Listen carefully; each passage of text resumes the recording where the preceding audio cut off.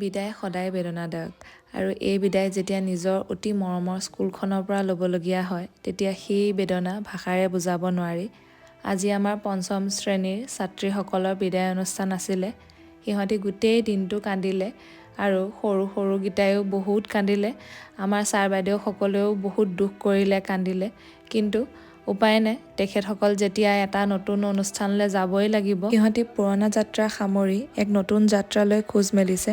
এই যাত্ৰা সিহঁতৰ যাতে শুভ হয় আৰু সিহঁতৰ ভৱিষ্যতবোৰ অতিকে উজ্জ্বল হয়, আমি তাৰেই কামনা কৰিছোঁ। আৰু আপোনালোকেও সিহঁতক আশীৰ্বাদ দিব। সিহঁতি খুব বাধ্য আৰু অমায়িক ছাত্ৰী। সিহঁতক মই 2 বছৰে পাইছোঁ, কিন্তু এই 2 বছৰত সিহঁতি মোক যিমান শ্ৰদ্ধা, মৰম আৰু আন্তৰিকতাৰে আঁকোৱালি ল'লে মই ভাষাৰে বুজাব নোৱাৰোঁ। সিহঁতৰ এই মৰম শ্ৰদ্ধাবোৰ মই চিৰজীৱন মনত ৰাখিম।